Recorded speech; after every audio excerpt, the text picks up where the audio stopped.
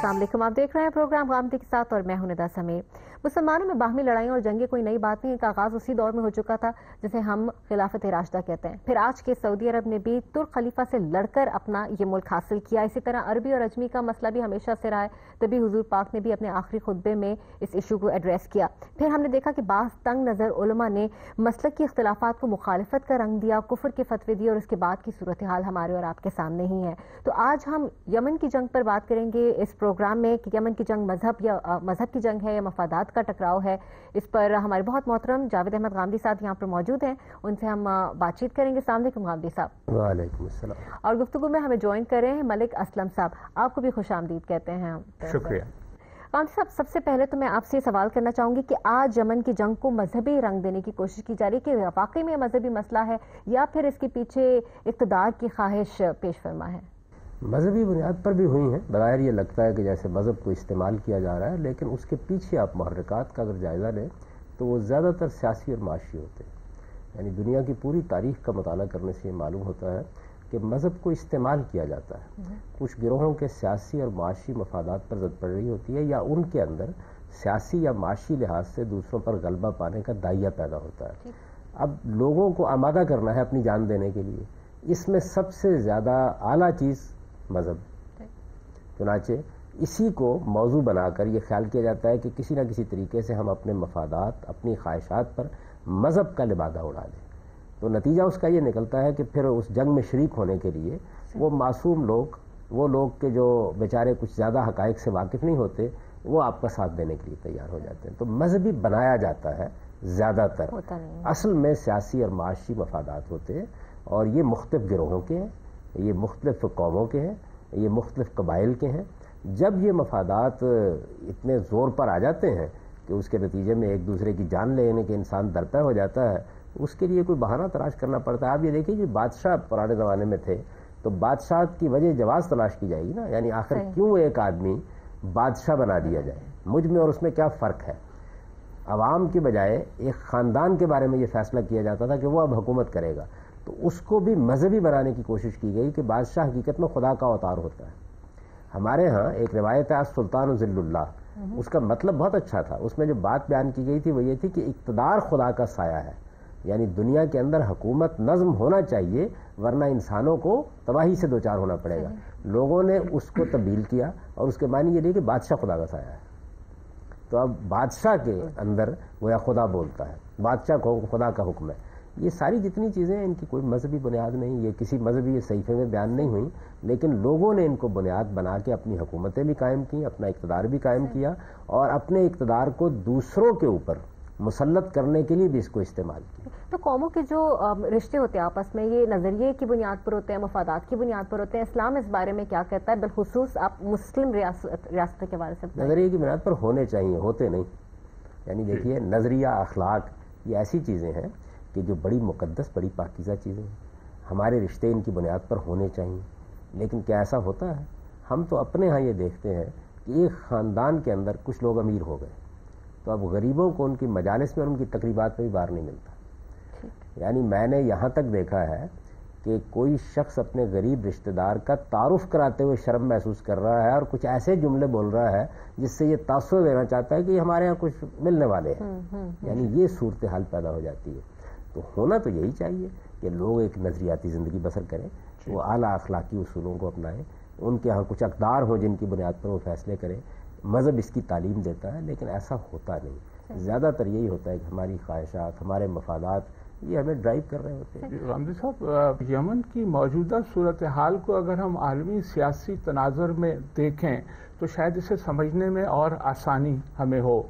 मसलन ये कि एक लेटेस्ट डेवलपमेंट जो आलमी सियासत के इस वक्त मंजरनामे पर हुई है कि ईरान का दुनिया की 6 ताकतवर कौमों के साथ एक मुआहदा हुआ न्यूक्लियर टेक्नोलॉजी के हवाले से, जिसके बाद ईरान की वो इंटरनेशनल आइसोलेशन ख़त्म होने का एक इम्कान भी पैदा हो गया और उस पर से सैंक्शंस भी लिफ्ट होने की बात शुरू हो गई है। अब अगर हम ये देखें कि ईरान का इस इलाके में जो असर व रसूख है जो तेज़ी से बढ़ता रहा है इस अरसे में भी, और लबनान से लेके सीरिया और इराक और उसके बाद बहरीन से लेके अब यमन तक ये मामलात इस तरह से हो गए हैं कि ईरान के इस सूरत हाल से निकलने के बाद जब वो एक بہت طاقتور پلیئر کے طور پر مشرق وسطیٰ کی سیاست میں اپنا رول پیدا کرے گا، تو اس خطے کے ممالک کو اس سے ایک خوف میرا خیال ہے ان میں پیدا ہوا ہے، جس کے نتیجے میں وہ اس معاملے کو یمن کی سرحدوں کے اندر روکنا چاہتے ہیں۔ غالباً کچھ اس طرح کی کیفیت نظر آتی ہے۔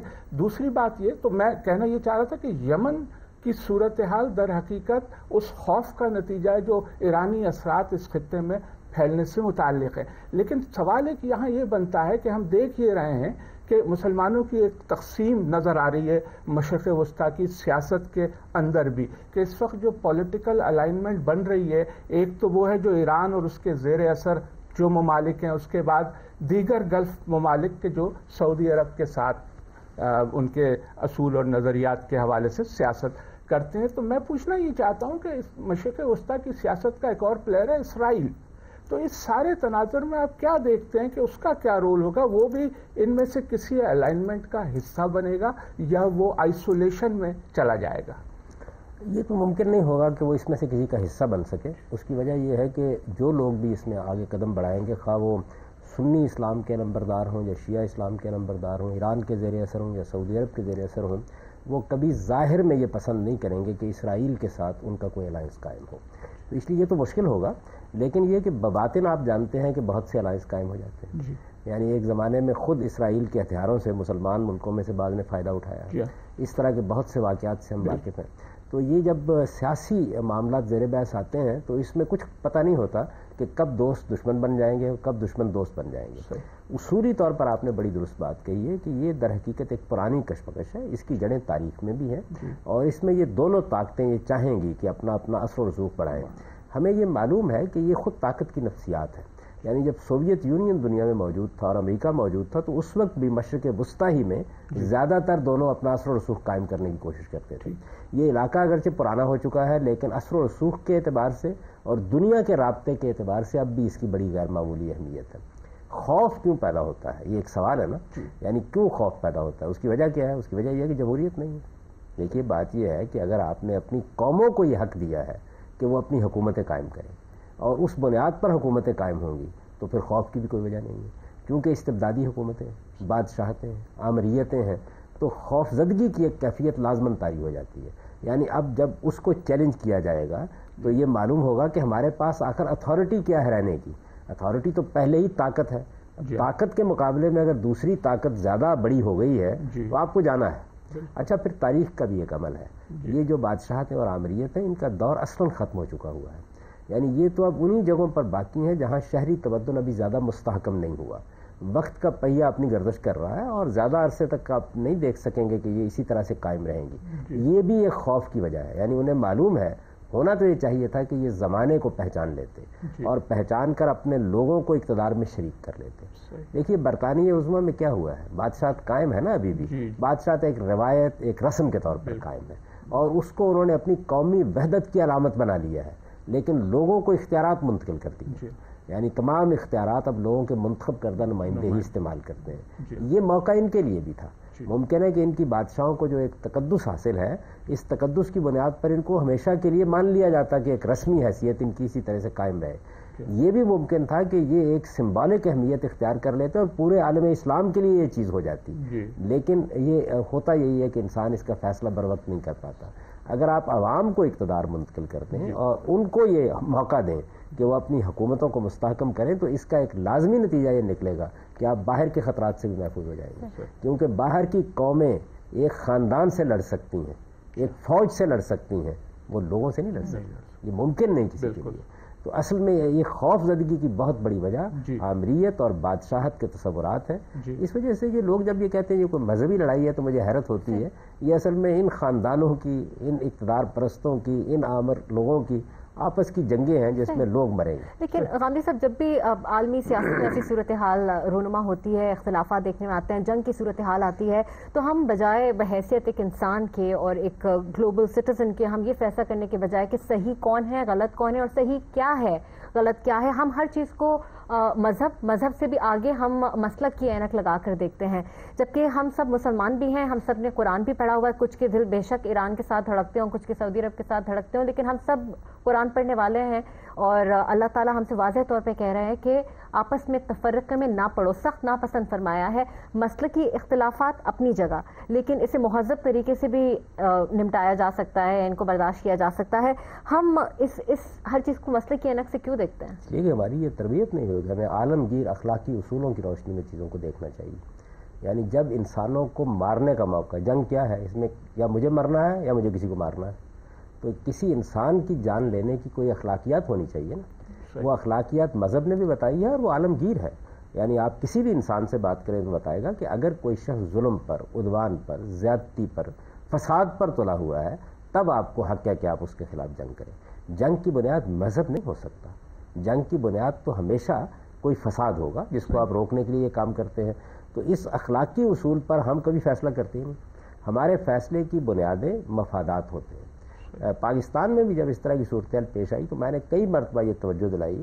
یعنی یہ سوال کیا جاتا تھا نا کہ امریکہ نے یہ کہا کہ آپ ہمارا ساتھ دیں گے یا نہیں دیں گے، تو فیصلہ کس بنیاد پر کیا جائے. میں نے ہمیشہ اس پر یہ تبصرہ کیا کہ فیصلہ آپ کو اخلاقی اصولوں پر کرنا چاہیے تھا. اگر امریکہ کا حملہ کرنا جائز تھا تو پھر آپ کو کھلے طریقے سے کہنا چاہیے تھا کہ ہم ساتھ کھڑے ہیں، اس لیے کہ وہ ایک ظلم کے خلاف جنگ کرنے کے لیے آیا ہے. ہماری بھی ساری طاقت اس کے لیے حاضر ہے.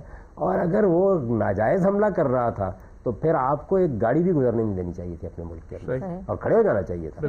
لیکن یہ اخلاقی اصول لوگ کہاں ملحوظ رکھتے ہیں. یعنی یہاں تو یہ ہوتا ہے کہ قومی مفادات، سیاسی مفادات، یہ اصل میں سچائی کی اور عدل کی بنیاد بن جاتے ہیں. رسول اللہ صلی اللہ علیہ وسلم نے اس کو دعوی الجاہلیہ کہا ہے. یعنی جب آپ قومی بنیاد پر، مسلکی بنیاد پر، مذہبی بنیاد پر کسی کے ساتھ دینے کا فیصلہ کرتے ہیں تو حضور نے فرمایا دعوی الجاہلیہ، یہ جاہلیت کی دعوت ہے. کیونکہ اسلام اس لیے آیا تھا کہ وہ آپ کو اخلاقی اصولوں پر جڑنے اور الگ ہونے کے لیے کہے. وہ تو یہ کہے گا کہ کون ظالم ہے اور کون مظلوم ہے، فیصلہ اس پر ہونا چاہیے. لیکن اگر فیصلے کی بنیاد یہ ہے، حضور نے یہ بات جس موقع پر فرمائی تھی کہ اگر فیصلے کی بنیاد یہ ہے کہ یہ انصاری ہے مجھے اس لیے اس کا ساتھ دینا ہے، یہ مہاجر ہے اس لیے مجھے اس کا ساتھ دینا ہے، یہ قریشی ہے مجھے اس لیے یہ ساتھ دینا ہے، جب اس طرح کی آوازیں آپ نے سنی تو آپ نے فرمایا دعوی الجاہلیہ، کہ آپ میری بعثت کے بعد بھی جاہلیت کی باتیں کرتے ہیں. تو یہ جاہلیت کی بات ہے کہ آپ مسلک کی بنیاد پر، قوم کی بنیاد پر، وطن کی بنیاد پر حق اور باطل کا فیصلہ کریں. یعنی آپ کا مسلک ہے، آپ کو اس سے محبت ہونی چاہیے، اس کو لوگوں کے سامنے پیش کریں. آپ کا مذہب ہے، آپ اس کو درست سمجھتے ہیں، اس کی دعوت لوگوں کو دیں، پیغام پہنچائیں اس کا. آپ کی قوم ہے، آپ کا وطن ہے، آپ اس کے ساتھ محبت کا اظہار کریں. لیکن اس کو حق اور باطل کا معیار نہیں بنایا جا سکتا. حق اور باطل کا معیار صرف اور صرف اخلاقی اصول ہوتے ہیں، اور وہ اخلاقی اصول ہے جس پر عالمگیر تمدن کو وجود میں لانے کی ہمیں کوشش کرنی ہے. اقوام متحدہ میں جو آپ نے بنیادی انسانی حقوق طے کیے ہیں، ان کی بنیاد کیا ہے؟ یعنی ابھی بھی اس میں طاقت کے اصول کو تو آپ نے مانا ہوا ہے کہ 5-6 ملکوں کو آپ نے ویٹو پاور دی ہوئی ہے.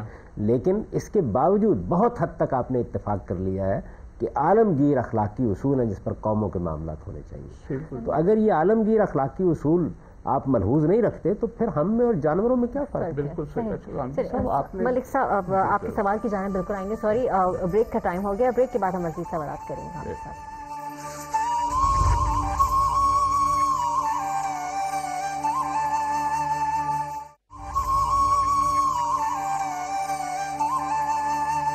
پروگرام ایک مرتبہ پھر خوش آمدید. آج ہم بات کر رہے ہیں یمن کی جنگ پر. یہ مفادات کی جنگ ہے، مذہب کی جنگ ہے، یا پھر یہ اقتدار کا مسئلہ ہے؟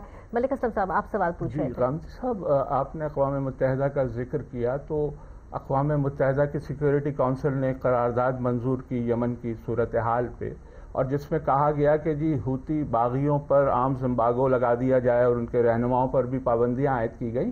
لیکن اس قرارداد میں کہیں یہ نہیں کہا گیا کہ جی یمن کے خلاف جو بیرونی جارحیت ہو رہی ہے فضائی حملوں کے نتیجے میں اور طریقے سے، اس کی کوئی مذمت نہیں کی گئی. حالانکہ اقوام متحدہ کا بنیادی چارٹر ہے کہ مختلف ممالک کے درمیان تنازعات جو ہیں انہیں گفتگو، بات چیت اور مذاکرات کے ذریعے سے حل کیا جائے گا. ایسی کوئی قرارداد سیریا کے معاملے پر نہیں آئی تھی؟ جی، تو میں یہ کہہ رہا تھا کہ اقوام متحدہ کو بھی انصاف کا دامن ہاتھ سے نہیں چھوڑنا چاہیے اور دوسری قوموں کے زیر اثر آ کر کسی کے ساتھ ناانصافی نہیں کرنی چاہیے. آپ نے فرمایا کہ اس لڑائی کو جو مذہبی رنگ دینے کی بات ہو رہی ہے، اصل میں بات وہاں سے شروع ہوئی کہ جی حرمین شریفین کو کوئی خطرات لاحق ہو گئے ہیں، جو بالکل مبالغہ آ رہی ہے اور اس سارے معاملے کو فرقہ وارانہ رنگ دینے کی ایک ناجائز کوشش ہے. آپ یہ دیکھیے کہ اس وقت ہمیں یہ تو پتہ ہے کہ سعودی عرب اور ان کے اتحادیوں نے خانہ خدا کی حفاظت کا عزم کیا ہوا ہے، لیکن ہمیں اب تک یہ نہیں پتہ چل سکا کہ خانہ خدا پہ حملہ کرنا کون چاہتا ہے.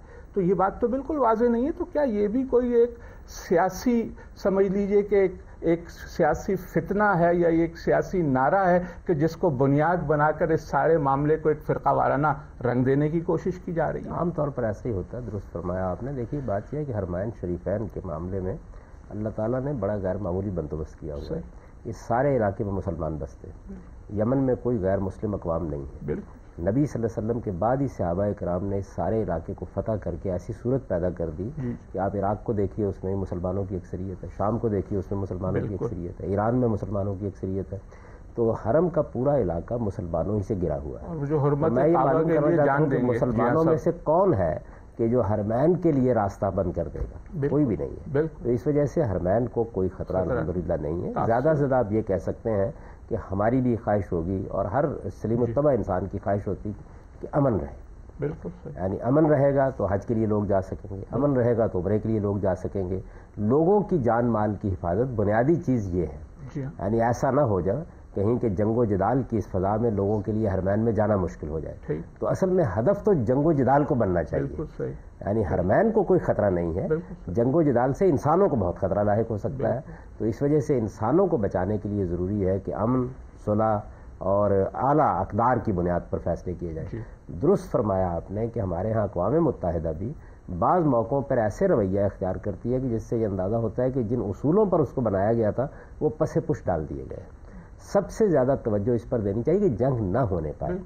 دیکھیے یہ جو مختلف قسم کے قبائل ہیں، یمن ایک قبائلی علاقوں کے اپنے کچھ مسائل ہوتے ہیں. ہمارے ہاں بھی افغانستان کی ایک پٹی ہے جو قبائلی ہے، ہمارے ہاں بھی قبائلی علاقہ موجود ہے.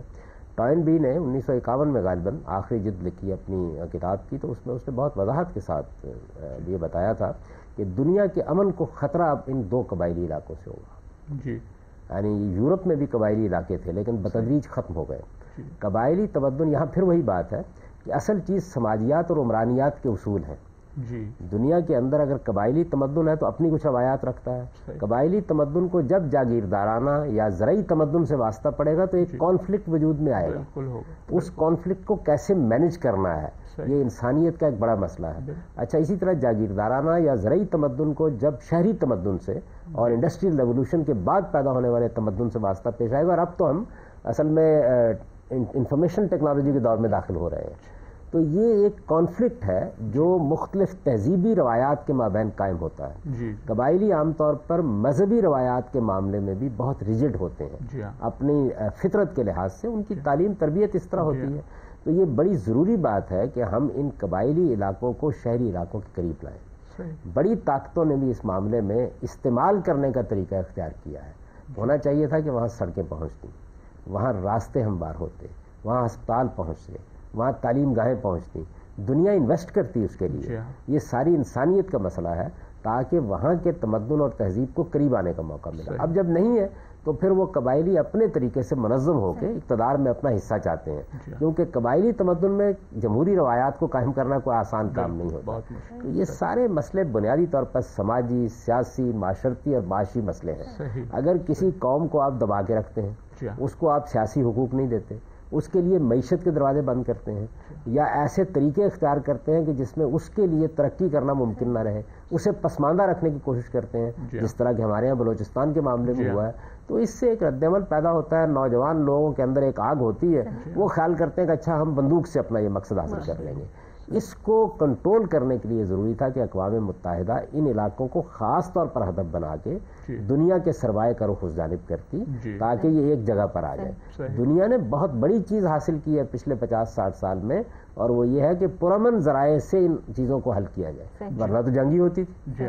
تو اب پرامن ذرائع سے اگر حل کرنا ہے تو پھر مقصد بھی یہی ہونا چاہیے، یعنی آپ کی اپیل کی بنیاد جو ہے وہ مذہبی نہیں ہونی چاہیے، اس لیے کہ اس ذریعے سے آپ تفریق پیدا کر دیں گے۔ آپ کی بنیاد یہ ہونی چاہیے کہ انسانیت کی یہ ضرورت ہے کہ امن قائم۔ بالکل صحیح۔ اچھا، ایک اور ہمارے یہاں ایک رویہ پایا جاتا ہے، ہمیں بحیثیت مسلم اور پاکستانی بھی اگر دیکھیں، ہمارے اندر ایک وکٹمائزیشن کی فیلنگ ہے۔ پاکستان میں جو کچھ ہوتا ہے ہم اسے بلیم کرتے ہیں کہ انہوں نے کرایا ہے، امریکہ اور CIA نے کرایا ہے، اسرائیل کا کام ہے۔ اسی طرح مسلم دنیا میں بھی اگر دیکھا جائے تو بالعموم یہ رویہ پایا جاتا ہے کہ امریکہ اور مغربی طاقتیں مسلم ممالک کے تیل کے ذخائر پر قبضہ کرنا چاہتی ہیں، لیکن ہم صورتحال اگر دیکھیں تو ہم آپس میں ایک دوسرے سے ہر وقت لڑ رہے ہوتے ہیں، ہمیں کسی دشمن کی ضرورت نہیں ہے۔ اور تو اگر دشمن واقعی میں یہ چاہتا ہے کہ ہمیں کمزور کیا جائے، ہمارے ذخائر پر قبضہ کیا جائے، تو کیا ہی بہتر ہو کہ سعودی عرب اور ایران مل کر اس کو کاؤنٹر کریں، نہ کہ آپس میں لڑیں۔ دیکھیے نا کہ لوگوں کے مابین ایک اتحاد واقع ہوا یورپ میں، یورپی یونین وجود میں آ گئی، تو اس میں ایک خوبی یہ پیدا ہوئی کہ جو ممالک ذرا پیچھے تھے تو دوسرے لوگ ان کی مدد کرنے کے لیے آگے بڑھے۔ اب اگر ہمارے اس خطے میں مشرق وسطیٰ میں، اور کچھ ہم بھی اس کے ساتھ ایک لحاظ سے وابستہ ہیں، یعنی پاکستان کی نوعیت یہ ہے کہ وہ ایک طرف سے دیکھیں تو مشرق وسطیٰ سے مل رہا ہے، دوسری طرف دیکھیں تو وہ ساؤتھ ایشیا کے ممالک کا حصہ بنتا ہے، تو اس وجہ سے اگر یہاں بھی یہ کوشش کی جائے کہ لوگوں کے مابین اقتصادی اتحاد پیدا ہو، ان کی سرحدیں ایک دوسرے کے لیے کھلیں، لوگوں کے عام تبادلے ہوں، نقل مکانی پر جو پابندیاں ہیں، غیر ضروری پابندیاں، ان کو ختم کیا جائے، معیشت کے مواقع سب لوگوں کے لیے یکساں ہوں، اور ان تمام ممالک کا اصلی ہدف یہ ہو کہ ہمیں اپنے لوگوں کی بہبود کے لیے کام کرنا ہے، یعنی لوگوں کو تعلیم دینی ہے، لوگوں کے لیے صحت کے مواقع پیدا کرنے ہیں۔ اگر ان چیزوں کو ہدف بنا لیا جائے تو پھر لڑنے کی ضرورت کیا ہے؟ یعنی آپ یہ بتائیے کہ یہ لڑائی ہے کس لیے؟ کیا اس زمانے میں کوئی قوم یہ سوچتی ہے کہ وہ دوسرے ملک کے اوپر حملہ کر کے قبضہ کر کے اپنے قبضے کو برقرار رکھ لیں؟ تصور نہیں ہے۔ یعنی اس زمانے میں آپ ایک چھوٹی سی جگہ ہے کشمیر، وہاں پر آپ نے کہا کہ ہم اپنا قبضہ برقرار رکھیں گے۔ بڑا سادہ طریقہ ہے، میں نے کئی لوگوں کو کہا کہ خیر کشمیری جو کچھ کر رہے ہیں وہ تو ایک الگ بات ہے، ہندوستان کو کیا کرنا چاہیے؟ تو میں نے کہا کہ وہی کرنا چاہیے جو برطانیہ میں اسکاٹ لینڈ کے بارے میں کیا۔ بالکل صحیح۔ یعنی دیکھیے ایک قوم کے اندر یہ خیال پیدا ہوا کہ ہمیں الگ ہو جانا چاہیے، یہ خیال غلط ہے، صحیح ہے، اس قوم کو فیصلہ کرنے کا حق ہے نا، تو آپ کہیں کہ ٹھیک ہے۔ میں تو یہ کہتا ہوں آپ کے ملک میں اگر کسی جگہ اس طرح کی صورتحال پیدا ہو گئی ہے تو لوگوں کو موقع دے دیں اس بات کا، وہ خود اپنی غلطی محسوس کر لیں گے کہ وہ الگ پھر آ جائیں گے، آپ کے ساتھ مل جائیں گے۔ تو دنیا کے اندر یہ کچھ اچھی اقدار اور روایات پیدا ہوئی ہیں، ان کو ابھی ہم ذہنی طور پر قبول کرنے کے لیے تیار نہیں، اور سب سے بڑھ کر ان کو قبول نہ کرنے کے لیے ہم مسلمان ہی پیچھے۔ قمری صاحب، میرا خیال ہے کہ یہ شاید اس وقت ممکن ہو جو ندا نے سوال کیا کہ اگر سعودی عرب اپنے عقائد اور ایران اپنا انقلاب برآمد کرنے کی کوششیں اگر بند کریں تو یہ پروکسیز بند ہوں، اور یہ دونوں ہمارے یہاں پروکسی اور بند کریں۔ اس کا جواب قمری صاحب سے ہم لیں گے ایک مختصر سے بریک کے بعد۔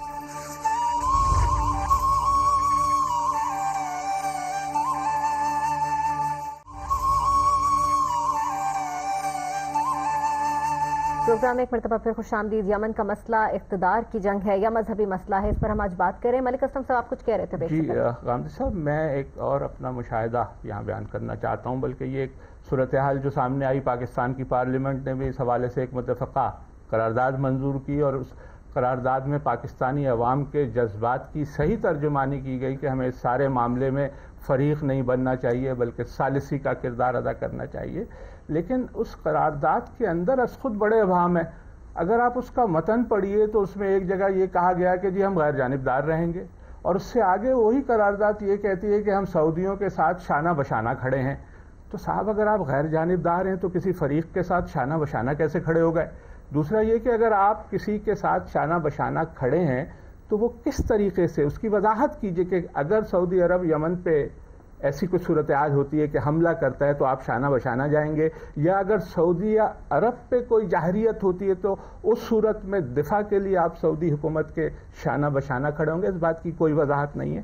مجھے بظاہر یہ محسوس ہوتا ہے اس کا متن پڑھنے کے بعد کہ ہماری جو حکومت ہے، جو بڑی نیاز مند حکومت ہے، اور شاید وہی سمجھتی ہے کہ $1.5 بلین کے پے بیک ٹائم شاید آ گیا ہے، اس کے مسائل کچھ اس طرح کے، یہ ابہام جان بوجھ کے اس میں رکھا گیا تاکہ بوقت ضرورت اس کی من مانی تشریح کر کے، ایگزیکٹو کسی بھی ڈیسیشن کے ذریعے سے اس کی من مانی تشریح کر کے نیاز مندی اور فرما برداری کے تقاضے پورے کیے جائیں اور اس کے لیے جواز اس قرارداد سے حاصل کیا جائے۔ آپ کیا سمجھتے ہیں اس حوالے سے؟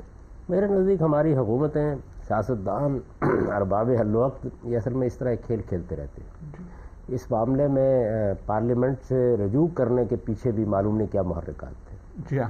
اور اس طرح کے بہت سے معاملات ہم اپنی تاریخ کا مطالعہ کریں تو اسی طریقے سے ہوتے ہیں. میرے نزدیک اصل صورتحال یہ ہے کہ آپ قوم کے ساتھ سچ بولیں. بالکل. یعنی جس چیز کی ہمیں تعلیم پانی چاہیے وہ یہ ہے کہ سچائی کے ساتھ بات کریں. بات یہ ہے کہ پاکستان کے بہت سے مفادات وابستہ ہیں, معاشی مفادات وابستہ ہیں. وہاں لاکھوں کی تعداد میں لوگ ہیں, ان کی ملازمتوں کے مسائل, بڑے تعداد میں زر مبادلہ, بڑی تعداد میں زر مبادلہ آتا ہے, قومی معیشت اس کے اوپر چل رہی ہے. یہی بات اگر سچائی کے ساتھ کہی جائے کہ ان چیزوں کے تحفظ کے لیے ہم بعض اقدامات کرنے کے لیے مجبور ہیں, تو میرا خیال یہ ہے کہ میں آپ بھی سوچنے کے لیے تیار ہو جائیں. لیکن جس وقت ان چیزوں کے اوپر لبادہ اڑایا جاتا ہے تو پھر ابہامات پیدا ہوتے ہیں. وہ ابہامات ہی ہیں کہ جو اس وقت آپ کو بھی تکلیف دے رہے ہیں اور ہر سری متبع آدمی کو تکلیف دیتے ہیں.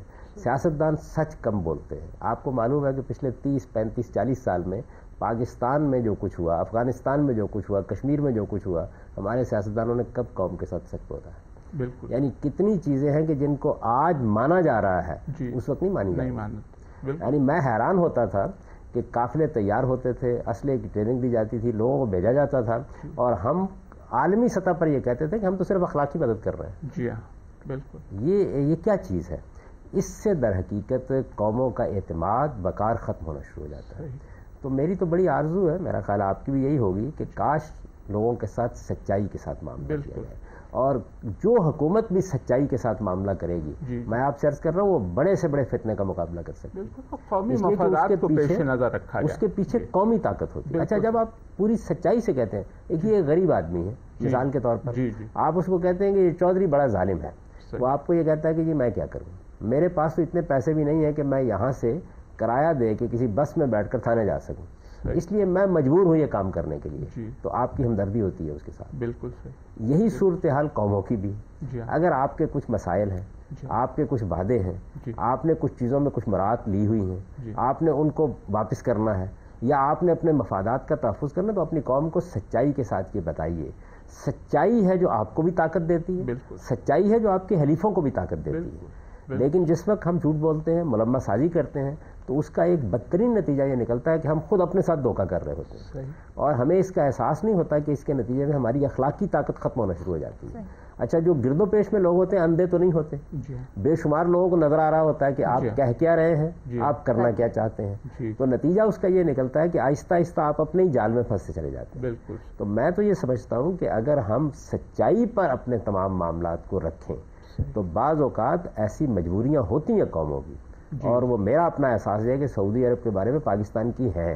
ان مجبوریوں کو واضح طور پر اپنی قوم کو بتائیے. ان کے لحاظ سے آپ کو اقدام کرنا چاہتے ہیں, ہو سکتا ہے کہ اس اقدام کے لیے آپ کو قومی تائید بھی حاصل ہو جائے, لیکن اس کو مذہبی بنانے کی کوشش کرنا, اس کے یعنی آپ مجھے یہ بتائیے کہ حرمین شریفین تو خیر ہم سب کے ہر چیز اس کے لیے حاضر ہے, اور اس کو کوئی بظاہر خطرہ بھی نہیں ہے, لیکن سعودی بادشاہت بھی کیا ہمارا مسئلہ ہے؟ صحیح. یعنی اس میں کیا چیز ہے؟ اللہ تعالیٰ نے اگر اس سے پہلے ترکوں کو موقع دیا ہوا تھا یہاں امن و امان قائم رکھیں, بعد میں آل سعود کو موقع مل گیا, تو اگر وہاں کے لوگوں کو آزادی حاصل ہو, وہ اپنی منتخب حکومتیں قائم کریں, تو اس میں آخر کیا مانے ہیں؟ دین میں کیا مانے ہیں؟ یعنی بے شمار چیزیں جس میں ہم اپنے آپ کو ناگزیر سمجھ لیتے ہیں. اللہ تعالیٰ نے حرمین کی پہلے بھی حفاظت کی ہے, مسلمان اب بھی اس کی حفاظت کر سکتے ہیں, اللہ بھی اس کی حفاظت کرے گا. ہمارا معاملہ یہ ہونا چاہیے کہ ہمارے قومی مفادات کیا ہیں, سیاسی مفادات کیا ہیں, ان قومی مفادات اور سیاسی مفادات کا بالکل بیلاگ جائزہ لے کر اگر کوئی اقدام کرنا ہے تو سچائی کے ساتھ کیجیے. رامتی صاحب, جنگیں اور خانہ جنگیں یقیناً فتنہ اور فساد ہیں, لیکن یمن میں خیر کا پہلو ہے. میں یہاں پر رسول اللہ کا فرمان کوٹ کرنا چاہوں گی کہ آپ نے کہا کہ اللہ نے یمن میں 2 خزانے رکھے ہیں, ایک کو یرموک کے دن ظاہر کر دیا تھا, اور دوسرا خزانہ بڑی جنگ عظیم جو کہ آخری زمانے میں ہوگی اس میں ظاہر فرمائیں گے. 70,000 فوجیوں کی تلواروں سے جن کا پٹا سونے کا ہوگا. اس فتنے سے خیر برآمد ہونا ہے اور حق نے بالآخر غالب آنا ہے. اس کی وضاحت کر دیں. ایک میں اصولی بات آپ سے عرض کر دوں کہ یہ جو کتاب الفتن ہے نا, یہ ہمارے روایتوں کی کتابوں میں یہ ہوتی ہے عام طور پر, یعنی فتنوں کی روایتیں. اچھا. یہ زیادہ تر ضعیف روایتیں, ان میں بہت کہانیاں بیان کی گئی ہیں, اور ان میں سے بہت تھوڑی ہیں کہ جو تحقیق کے معیار پر پوری اترتی ہیں. ہمارے جو بڑے بڑے محدثین ہیں, یعنی جس فن کے ماہر ہیں, یہ اصل میں کیا ہے, یہ ہسٹوریکل ریکارڈ ہے نا, تو اس کے بھی ماہرین ہمارے ہاں موجود رہے ہیں, تاریخی مواد کا جائزہ لیتے ہیں. تو انہوں نے عام طور پر یہ کہا ہے کہ یہ فتن, مغازی اور اسی طریقے سے جو تفسیری روایات ہیں یہ کوئی چیز نہیں. تو پہلی چیز تو یہ ہے کہ اس طرح کی روایات کو زیادہ اہمیت نہیں دینی چاہیے. یعنی ان میں جو یہ تفصیلات بیان ہوئی ہوتی ہیں یہ تفصیلات کوئی صحیح روایتوں کے اندر پائی نہیں جاتی. یمن کے بارے میں رسالت میں آپ صلی اللہ علیہ وسلم نے بعض تبصرے کیے ہیں اور وہ تبصرے یمنی قوم پر کیے ہیں. وہ بڑے خیر کے تبصرے ہیں. ظاہر ہے کہ ان کا تعلق بھی اس زمانے سے ہے. ہم ان کو کوئی ابدی چیز نہیں سمجھ سکتے. اس کی وجہ قوموں کے احوال میں تبدیلیاں آتی ہیں, تغیرات آتے ہیں. یعنی اس وقت یمنی قوم کے ساتھ جو معاملہ تھا اس کا ذکر کیا. آثار قیامت کی بعض روایتوں میں یمن کا ذکر آتا ہے, لیکن وہ نہایت مختصر ہے کہ ایک آگ نکلے گی وہاں سے اور ہانکتی ہوئی لوگوں کو محشر کی طرف لے جائے گی. وہ قیامت کے احوال ہے. قیامت کے احوال جب شروع ہو جائیں گے تو اصل میں دنیا کی باغ ہمارے ہاتھ میں نہیں رہے گی, خدا کے ہاتھ میں چلی جائے گی. وہ جب خدا کے ہاتھ میں چلی جائے گی تو مجھے اور آپ کو فکر کرنے کی ضرورت نہیں, ہمیں تو اپنی فکر کرنی چاہیے کہ ہمارے ساتھ وہاں کیا معاملہ ہوگا. دنیا جب تک ہمارے پاس ہے تو ہمیں یہاں دو چیزوں کو محفوظ رکھنا ہے. ایک یہ کہ سچائی کے ساتھ معاملات کریں, دوسرے کہ اعلیٰ اخلاقی اصولوں کو. بالکل صحیح. سامنے صاحب ایک یمن کی جو اندرونی صورتحال کا اگر جائزہ لیں تو اس سے ایک نتیجہ یہ, میں کم سے کم اس کا انالیسس کرتا ہوں تو یہ اس نتیجے پہ پہنچتا ہوں کہ اس وقت وہاں ایک بیرونی جاہریت کے حوالے سے ایک مزاحمتی تحریک ہے جو حوثی قبائل اور دیگر قبائل مل کر ایک قومی مزاحمتی تحریک چلا رہے ہیں.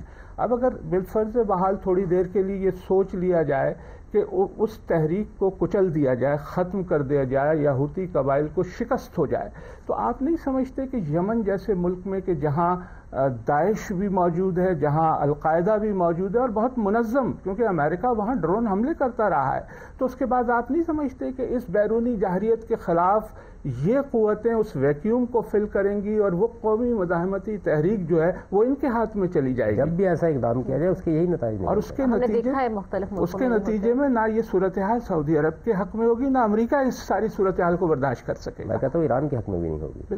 اس کی وجہ یہ ہے کہ اس طرح کی چیزیں جب ایک مرتبہ پیدا ہو جاتی ہیں تو پھر ان کی بندوقوں کا رخ لازماً آپ کے دشمنوں کی طرف نہیں رہتا. اور دوسری بات یہ کہ یہ دشمن اور دوست کی اصطلاح بھی کیا ہے. اصل میں تو ہمیں انسانیت کا ہمدرد ہونا چاہیے. بالکل صحیح. یعنی ہماری ساری جدوجہد اور کاوش کا ہدف یہ ہونا چاہیے کہ انسانوں کا خون نہ بہے, لوگوں کو کسی پرامن حل کی طرف لے جایا جائے.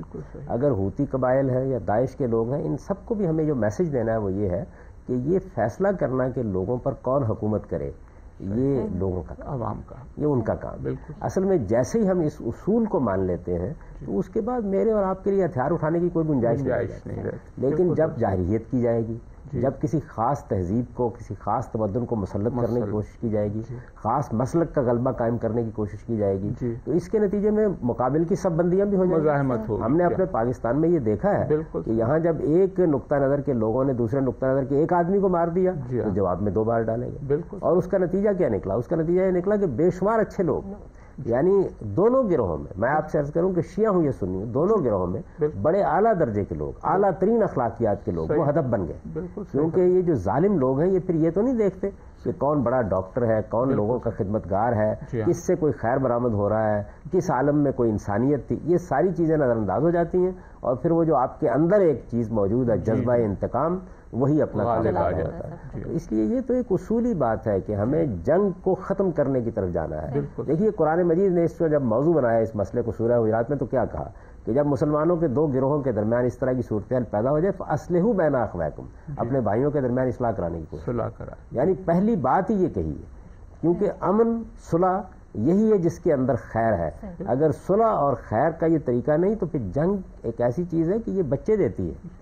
یعنی یہ کوئی باندھ چیز نہیں ہوتی. ایک مرتبہ آپ نے جنگ کی ابتدا کر دی تو یہ آپ کے کہنے پہ رکے گی نہیں. ابتدا کرنے کے لیے تو مجھے ایک گولی چلانی ہے, خاتمے کے لیے پھر کرنو انتظار کرنا پڑتا ہے. افغانستان میں ہم نے جو کچھ کیا آپ دیکھ رہے ہیں اس کی قیمت ادا کی جا رہی ہے. کشمیر میں جو کچھ ہوا اس کی بھی قیمت ادا کی جا رہی ہے. دنیا میں جہاں آپ جنگ چھیڑیں گے, امریکہ چھیڑے, پاکستان چھیڑے, سعودی عرب چھیڑے, اس کے کچھ نہ کچھ بدترین نتائج نکلیں گے. وہ جنگ جو ایران کے اور عراق کے درمیان ہوئی تھی, مجھے یہ بتائیے اس سے عراق کو فائدہ ہوا تھا یا ایران کو فائدہ ہوا تھا؟ ہزاروں لوگ مارے, یعنی ہزاروں لوگ مارے گئے, بلکہ خود جو انقلاب تھا ایران کا اس کو بھی نقصان پہنچا. اس سے انقلاب کے کوئی اچھے اگر آدرش تھے تو وہ بھی تبدیل ہو گئے. اور آپ نے اپنی آنکھوں کے ساتھ دیکھا کہ اس کے بعد پھر فرقہ بندی کا غلبہ ہونا شروع ہو جاتا ہے, کیونکہ آپ کو اپنے لوگوں کو اپنے ساتھ رکھنے کے لیے ان کے انہی مذہبی جذبات کے اندر قوت پیدا کرنی چاہیے. پچھلے کئی برس پہلے بحرین میں جو کچھ ہوا وہ بھی ایک المناک داستان ہے. یعنی کن چیزوں کی حفاظت آپ کر رہے ہیں؟ لوگوں کو موقع دیجئے, لوگوں کو آگے بڑھائیے تاکہ وہ اپنے فیصلے خود کرے, اور ہر قوم کو حق دیجئے کہ وہ اپنے فیصلے خود کرے, کیونکہ لوگوں پر مسلط ہونے کی کوشش کی جائے گی, خواہ وہ آپ کسی نظریے کی بنیاد پر کریں خواہ مسلک کی بنیاد پر کریں، تاریخ کا فیصلہ یہ ہے کہ اس دور میں اس کو شکست ہونی۔ حامد صاحب، پروگرام کا وقت ختم ہو گیا، ایک آخری چھوٹی سی بات پوچھنا چاہوں گی کہ مسلک کی آپ نے کہا اس کو رنگ دیا جا رہا ہے، اصل میں مسلک کا مسئلہ نہیں ہے، اقتدار کا، کیا یہ عرب اور عجم کا بھی جھگڑا ہے؟ کیونکہ یہ ایشو تو بہرحال حضور پاک کے سامنے موجود تھا، تبھی آپ نے اپنے آخری خطبے میں بھی اس کو ایڈریس کیا۔ ایران، وہ عرب قبائل جن کو ایران کبھی اپنا علاقہ سمجھتا تھا، انہوں نے ایران کو فتح کیا، تو کیا ایران اپنی لاسٹ گلوری حاصل کرنے کی اس سے کوشش کر رہا ہے؟ اس کو میرا خیال یہ ہے کہ اتنا ہم دور نہ لے جائیں، اس کی وجہ یہ ہے کہ پلوں کے نیچے سے بہت سا پانی گزر چکا ہے، لیکن ایک بنیادی چیز جس کو ابن خلدون نے بیان کیا نا، وہ ہے قوموں کی عصبیت۔ عصبیت کی بنیاد عرب اور عجم بھی ہو سکتا ہے، بالکل صحیح۔ عصبیت کی بنیاد کوئی مسلک، کوئی نقطہ نظر بھی ہو سکتا ہے، عصبیت کی بنیاد اور بھی بہت سی ہو سکتی ہے۔ یہ کبھی جاتی نہیں ہے۔ ہم کریں گے کیا؟ ہم یہ کریں گے کہ اس کو زیادہ سے زیادہ مہذب بنانے کی کوشش کریں، یعنی انسان انسان ہی رہتا ہے، قومیں قومیں ہی رہتی ہیں، ان کو بالکل تبدیل نہیں کر سکتے، انسانوں کو بنایا اس طرح گیا ہے، لیکن ان کے سوچنے کے انداز کو آپ مینج کر سکتے ہیں۔ اور وہ کیسے مینج کیا جاتا ہے؟ وہ یہ ہے کہ اعلیٰ اخلاقی اقدار کو مسئلہ بنا دیجیے، یہ بتایا جائے کہ ایران کے بھی لوگوں کو حق ہے کہ وہ اپنے اوپر کیا حکومت چاہتے ہیں، اسی طرح عرب کے بھی لوگوں کا حق ہے وہ فیصلہ کریں، افغانستان کے بھی لوگوں کا حق ہے۔ آپ لوگوں کا یہ حق آج مان لیں، اور اس وقت دنیا میں ایک بین الاقوامی ادارہ موجود ہے نا، اقوام متحدہ، اس کے تحت آزادانہ انتخابات کرا دیں، وہاں بھی امن قائم ہو جائے۔ بہت بہت شکریہ غامدی صاحب آپ کی گفتگو کا۔ ملک اسلم صاحب، آپ کا بھی بہت شکریہ، آپ نے ہمیں جوائن کیا۔ آپ نے غامدی صاحب کی گفتگو سنی، یمن کے مسئلے پر ہم بات کر رہے تھے، اور بات جب جنگ اور امن کی ہو تو یقیناً امن کو ہی پہلا اور آخری موقع ملنا چاہیے۔ مجھے دیجیے اجازت، آپ سے پھر ملاقات ہوگی، تب تک کے لیے خدا حافظ۔